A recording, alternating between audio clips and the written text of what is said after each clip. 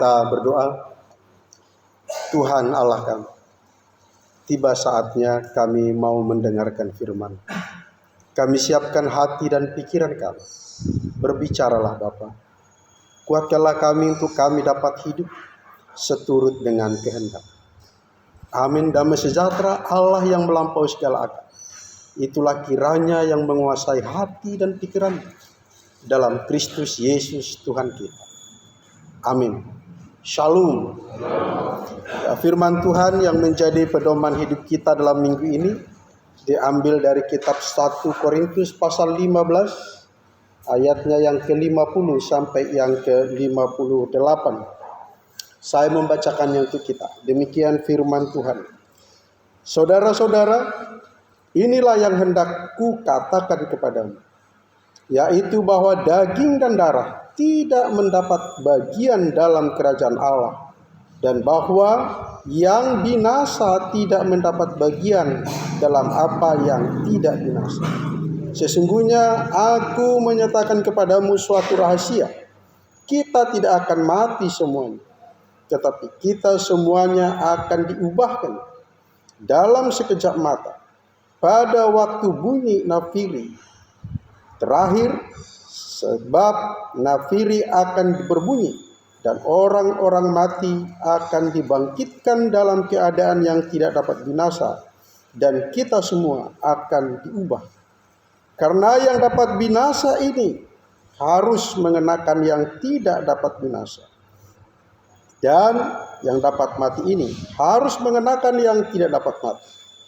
Dan sesudah yang dapat binasa ini mengenakan yang tidak dapat binasa, dan yang dapat mati ini mengenakan yang tidak dapat mati, maka akan genaplah firman Tuhan yang tertulis, maut telah ditelan dalam kemenangan.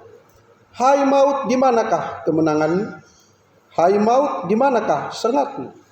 Sengat maut ialah dosa, dan kuasa dosa ialah hukum Taurat.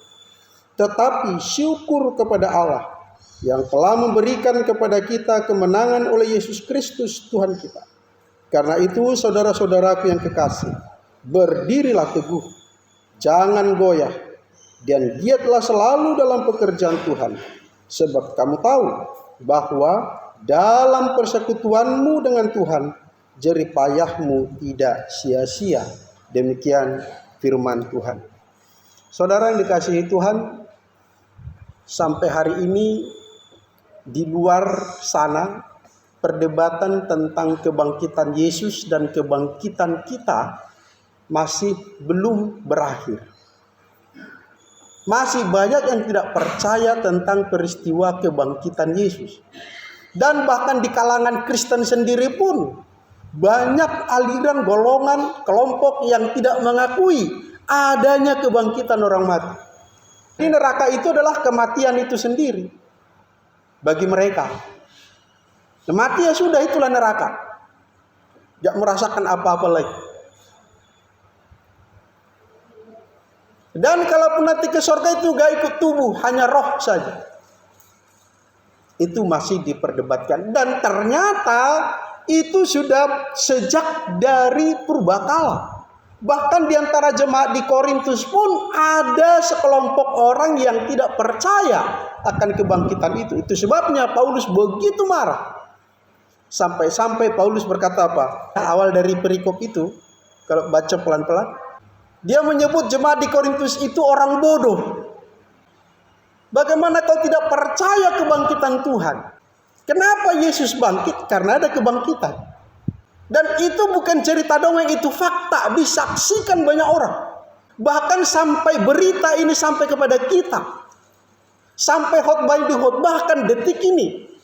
Dan sampai kapanpun. Dan tidak pernah ditemukan, tidak akan pernah ditemukan yang namanya fosil, mayat, tengkorak daripada jasad Yesus Kristus. Makanya Paulus bilang orang bodoh. Bagaimana kau bisa percaya kepada ajaran orang yang tidak di dalam Tuhan? Bagaimana kau begitu gampang mendengarkan teori-teori yang di luar dari iman Kristen? Kalau tidak ada kebangkitan, tidak mungkin Yesus bangkit. Kalau Yesus tidak bangkit, kalau Yesus tidak bangkit, tidak mungkin mayatnya tidak ditemukan. Tidak mungkin tengkoraknya nggak ditemukan. Dan kalau Yesus bangkit, itu buktinya, itu jaminannya bahwa engkau dan aku juga dibangkitkan. Iman kekristenan tidak digantungkan pada sekedar pengalaman spiritual para nabi. Dalam Alkitab ada banyak nabi, masing-masing nabi punya pengalaman spiritualnya masing-masing. Dan iman kita tidak tergantung di situ. Tapi iman kita tergantung kepada fakta sejarah yang tidak terbatalkan dan sejarah yang terbesar selama-lamanya tentang Yesus Kristus yang datang sebagai manusia, yang mati karena dosa manusia, yang bangkit dari kematian, maut telah ditelan, naik ke surga dan akan datang kembali. Ada 3 pesan utama yang Paulus mau sampaikan kepada jemaat Korintus pada waktu itu dan kepada kita siang ini. Kenapa sampai Paulus berani berkata kepada jemaat di Korintus orang bodoh? Yang pertama, dia berkata kepada jemaat Korintus itu, syukurilah keselamatanmu. Syukurilah keselamatanmu. Sebelum kau mengenal Tuhan, kau berusaha mendapatkannya dan kau tidak mendapatkannya. Dan setelah kau mendapatkannya, banyak orang di luar sana mencari, berusaha dengan berbagai cara untuk mendapatkan keselamatan yang kau miliki ini, dan mereka tidak menemukannya. Bagaimana kau tidak bersyukur? Keselamatanmu bukan sekedar isapan jempol cerita dongeng, tapi itu fakta, ada jaminan tentang keselamatan. Berkali-kali saya sampaikan, hafal itu Efesus 1 ayat 13 dan 14. Di dalam Dia kamu juga, ketika kamu percaya, kamu dimeteraikan oleh Roh Kudus. Roh Kudus itu adalah jaminan keselamatanmu sampai engkau memperoleh seluruhnya. Tidak ada jaminan keselamatan di luar daripada Yesus Kristus. Betapapun mereka berusaha mendapatkannya, dengan cara apapun, kemanapun, tidak akan mendapatkannya. Kita baca sama-sama ayat 57. Karena itu, tetapi 1-2 ya. Tetapi syukur kepada Allah yang telah memberikan kepada kita kemenangan oleh Yesus Kristus Tuhan kita. Kau seharusnya binasa, tapi syukurilah keselamatanmu yang kau terima dengan gratis, dengan cuma-cuma, yang tidak dapat dibeli dengan segala harta dunia.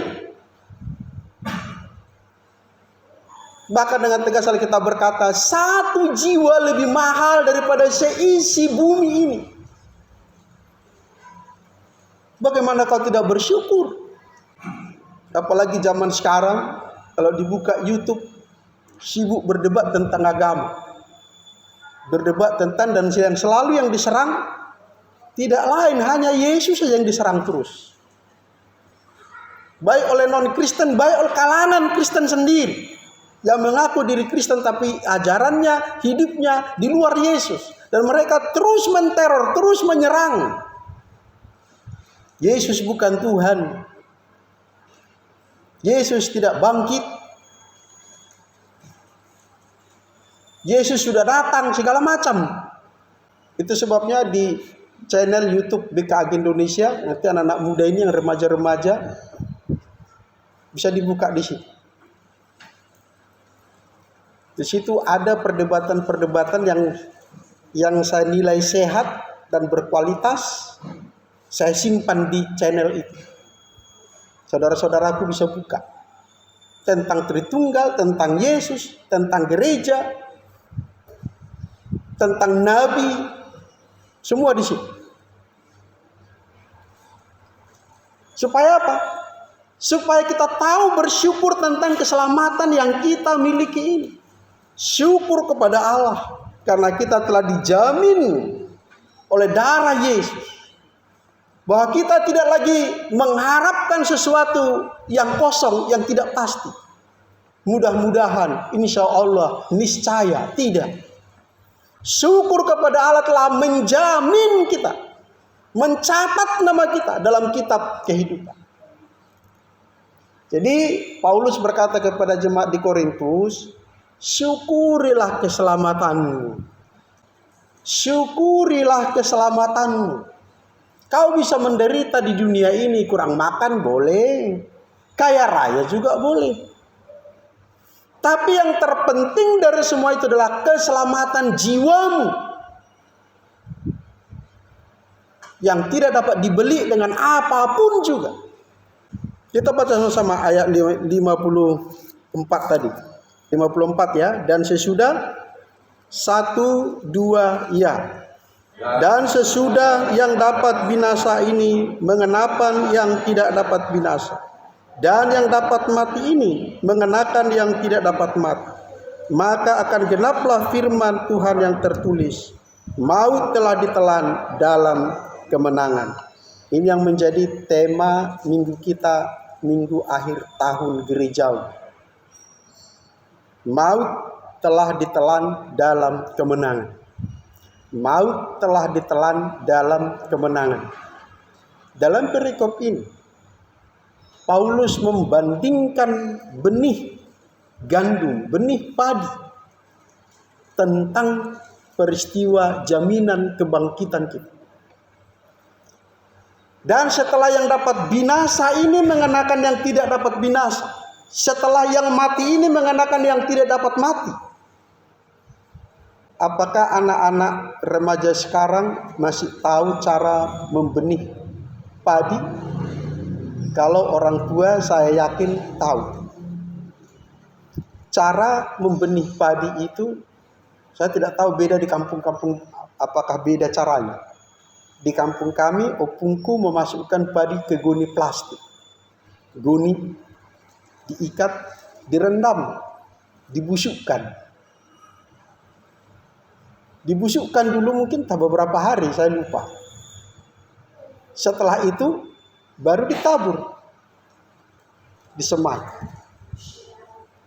Itulah yang ditegur Paulus dalam perikop ini. Kalau kita baca dari awal, hai orang Korintus yang bodoh, tidakkah benih itu dibusukkan dulu, baru keluar tunas, keluar batang?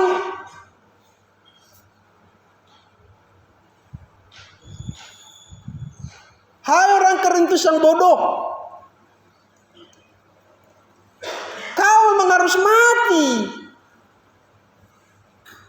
supaya kita mengenakan yang tidak dapat binasa. Sebab darah dan daging tidak mendapat bagian dalam kerajaan surga. Daging dan darah ini gak ikut ini ke surga. Berarti gak ada kebangkitan. Salah. Dari mana batang padi itu datang? Itu dari benih yang dibusukkan tadi. Dari benih yang dibusukkan itu keluar tunas. Itu hanya gambaran yang disampaikan oleh Paulus. Itu hanya perumpamaan. Seperti itulah kebangkitan. Yang ditabur itu biji benih. Yang keluar batangnya padi. Batangnya padi itu memproduksi bulir padi. Maut telah ditelan dalam kemenangan. Jasad kita ini memang harus menjadi tanah karena ini terbuat dari darah dan daging. Lalu akan ada kebangkitan dalam sekejap mata, yang hidup diubahkan, yang mati dibangkitkan. Kalau cerita ini saya selalu teringat begini. Bagaimana kalau pas kira-kira kita mau naik angkot, mau naik mobil, begitu kita pegang pintunya, sekejap mata itu tadi yang kita baca, diubahkan dalam sekejap mata. Kita bukannya naik mobil malah naik surga. Hilang enggak, bukan sampai duduk. Pakaian lepas, jam tangan lepas, sepatu lepas, tinggal semua. Gigi palsu tinggal. Cincin anting-anting tinggal. Bahkan kalau sekejap mati terjadi pada saat ini, kita semua diubahkan oleh Tuhan.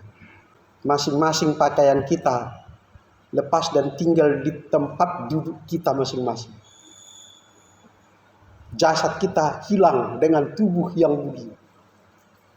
Kita mengenakan tubuh surgawi yang tidak dapat mati, yang tidak dapat binasa. Tetapi orang yang tidak mengerti ketika melihat dari luar,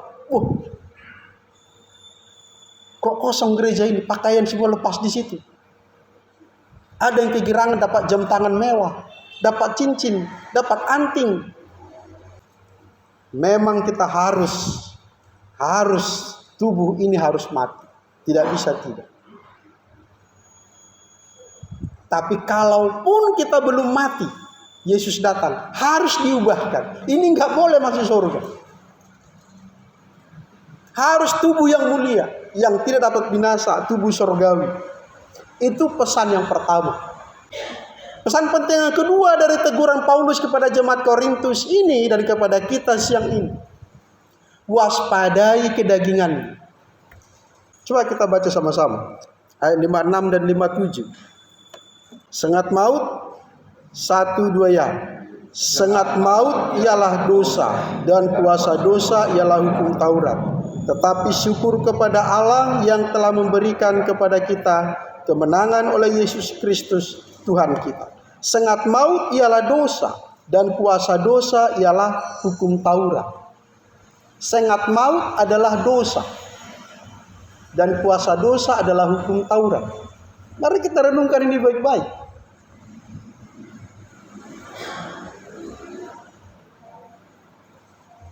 Kalau seseorang dipatuk ular kobra,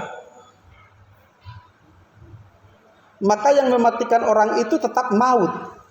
Tapi maut itu datang, kematian itu datang melalui racun bisanya ular kobra. Kebinasaan abadi, neraka yang dimaksud dalam Alkitab ini, sengatnya, jalannya, caranya untuk orang masuk ke neraka itu adalah dosa. Dosa adalah sengatnya maut, dan kuasa dosa itu dalam hukum Taurat. Dosa itu bekerja, bergerak, hidup dalam kedagingan kita. Itu sebabnya Alkitab berkata tadi, darah dan daging tidak mendapat tempat dalam kerajaan surga. Kenapa? Di dalam darah dan dagingmu itulah dosa berkuasa, dosa bekerja, dan dosa itu adalah bisanya maut. Tangkap ini baik-baik. Dan dosa ini akan strategis, akan jitu, akan optimal, akan manis, memagut setiap orang kalau dosa itu dibungkus oleh agama. Dan dosa yang dibungkus oleh agama, oleh teori-teori teologi, menghasilkan apa? Menghasilkan serigala berbulu domba.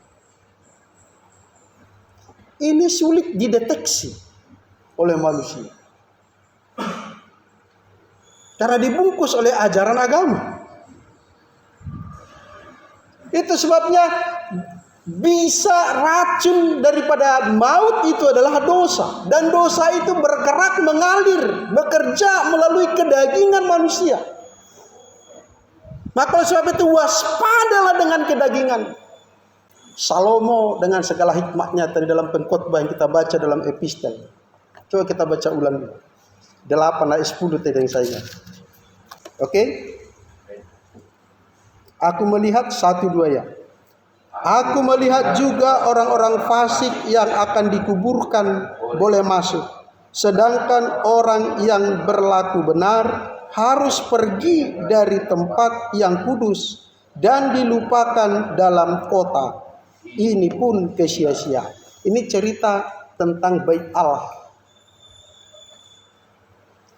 Salomo dengan hikmatnya setelah menjadi orang tua melihat peristiwa hidupnya, pengalamannya, termasuk setelah dia mendirikan bait Allah, termasuk setelah dia mengizinkan istrinya membawa patung-patung berhala ke pekarangan bait Allah.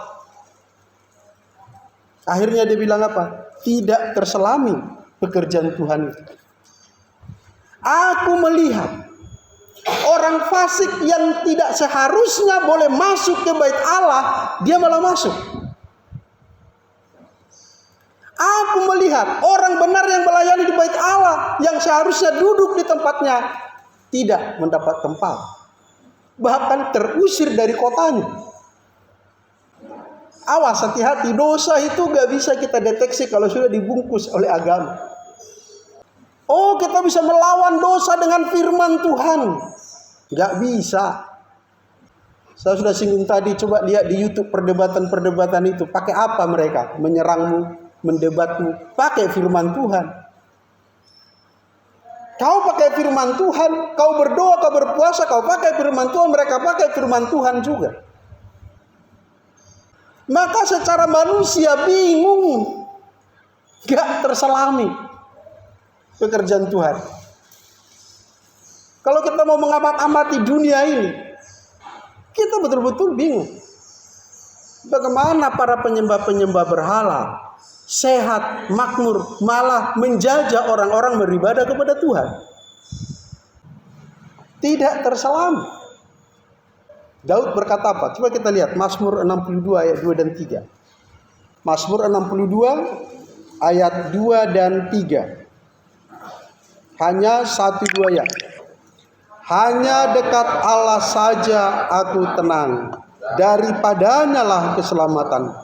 Hanya Dia gunung batuku dan keselamatan, kota bentengku, aku tidak akan goyah. Kenapa Salomo goyah? Anaknya itu goyah. Sepeninggal Daud, Salomo menjadi goyah di masa tuanya. Karena memang dia hikmatnya hikmat dunia. Istrinya berapa? Masing-masing istrinya punya sembahan. Tidak lagi dia bisa mempertahankan imannya. Dia hanya bisa merenung-renungkan, melihat keajaiban dunia, keajaiban Tuhan dalam dunia. Tetapi dia tidak mendekat kepada Allah. Tangkap ini baik-baik. Salomo raja yang paling masyhur. Tapi kalau kita teliti riwayat hidupnya, wow, sangat kejam. Semua anak laki-laki Daud habis dibunuhnya. Baca Alkitab baik-baik ya. Tidak ada satu pun yang ditinggalkan hidup anak laki-laki daripada Daud ayahnya itu. Lalu setelah dia meninggal, kerajaan itu terpecah dua. Kenapa terpecah dua? Karena Salomo menekan rakyat dengan pajak yang tinggi. Ketika rakyat datang melapor kepada Rehabeam anaknya Rehabeam bilang apa? Ayahku memasang gada dari kayu kepadamu, aku akan memasang gada besi kepadamu. Bayangkan, anak Salomo berjanji, ayahnya sudah menekan pajak kepada rakyatnya. Rehabeam bilang, aku akan memperberat lagi. Maka 10 suku keluar ikut dengan Jerobeam. Kenapa? Salomo tidak menguasai kedagingan. Awas, dosa bekerja dalam kedagingan. Ambisimu, keinginan matamu, kenikmatan duniawi, kenikmatan kedagingan ini.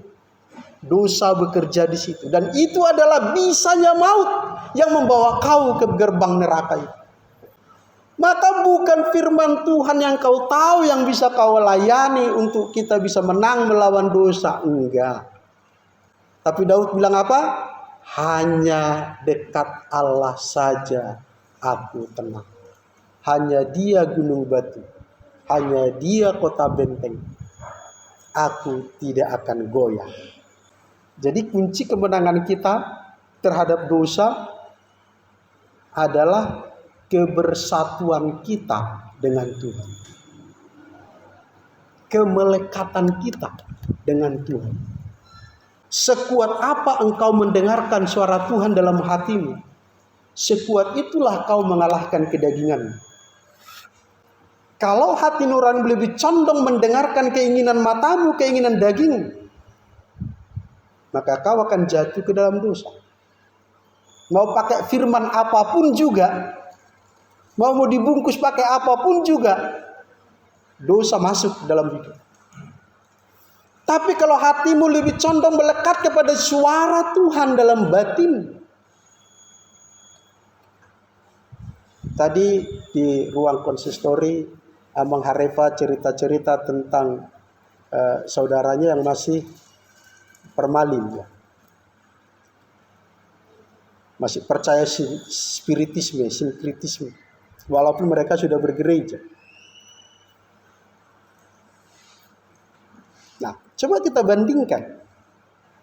Orang-orang spiritisme itu, kalau mereka sudah melakukan ibadah, ritual, itu kuasanya ada loh.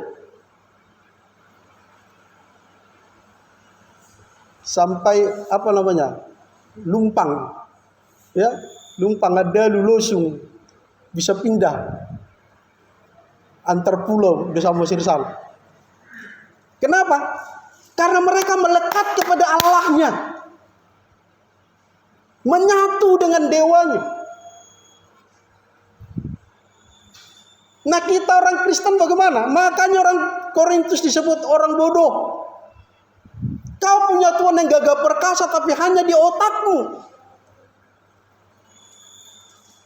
Kau tidak menyatukan dirimu dengan Dia. Hanya dekat Allah saja aku tenang. Itu sebabnya yang terakhir apa pesannya kepada kita? Ayat 58 kita baca sama-sama. Karena itu 1-2 ya.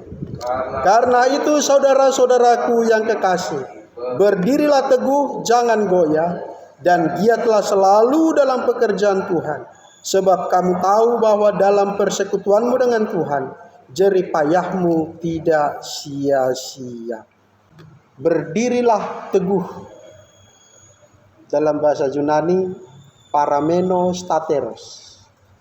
Berdirilah teguh, parameno stateros. Kalau secara lahiriah bukan berdiri sebenar, tertancap dalam sampai tidak tercabut. Kalau perbandingannya untuk zaman sekarang, bayangkanlah hotel-hotel bertingkat di atas 10. Berapa dalam itu ke bawah pondasinya. Sampai tidak tercabut. Kalaupun diratakan semua dibongkar masih ada di bawah lagi dasarnya. Tertancap sangat dalam sampai tidak tercabut. Dalam hal kerohanian ini, Paulus berkata kepada Korintus, jangan gampang kau dipengaruhi ajaran-ajaran yang baru. Berdirilah teguh, tertancap dalam imanmu kepada Kristus Yesus dan tidak tergeser dari keyakinan itu. Saudara yang dikasihi Tuhan, orang yang sudah melekat kepada Tuhan, yang tertancap dasarnya sampai ke akarnya, tidak tercabut lagi, tidak tergeser kepada teori ajaran yang lain lagi. Dia datangnya ke gereja itu, kalau baca dalam perjanjian lama imamat itu, orang Israel itu datang ke bait Allah harus dengan buru-buru, harus dengan tergesa-gesa.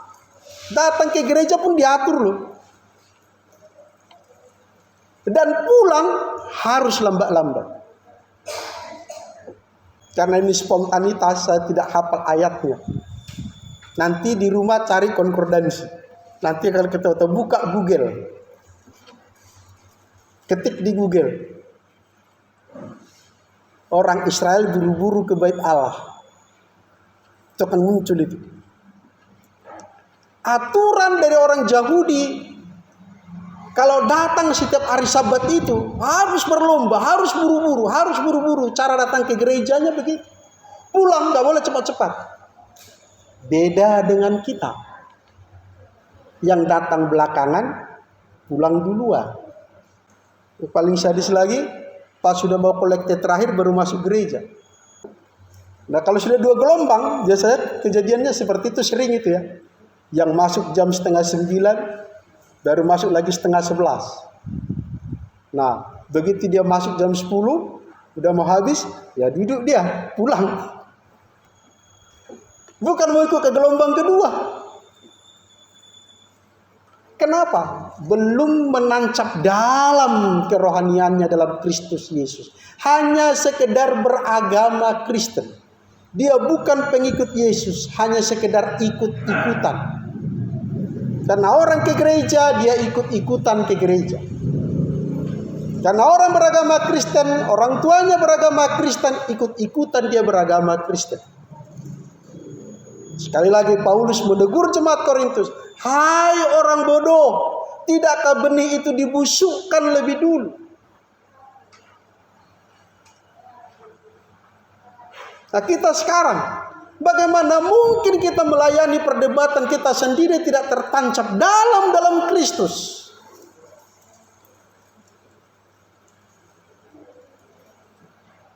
Oleh sebab itu, saudara yang dikasihi oleh Tuhan, mari kita renungkan kembali dari minggu terakhir gereja ini. Maut telah ditelan dalam kemenangan.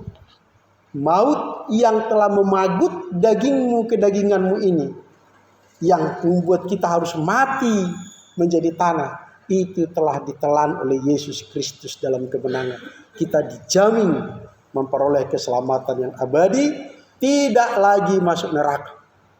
Bukan karena perbuatan kita, tapi karena darah Yesus Kristus. Oleh sebab itu, Paulus berkata kepada kita, setialah menyatakan baktimu kepada Tuhan.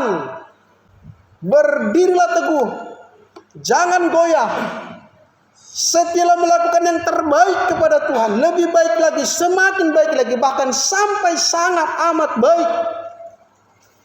Yang maha baik itu milik Tuhan. Jangan sampai pernah kita merasa bahwa saya lebih baik dari Anda. Jangan. Kita harus merasa saya masih kurang baik, maka perlu lebih baik lagi. Saya masih kurang baik, perlu lebih baik lagi. Sampai sangat-sangat amat baik. Jangan pernah merasa cukup baik. Terakhir, Lukas 16 ayat 10. Mari kita buka Alkitab kita.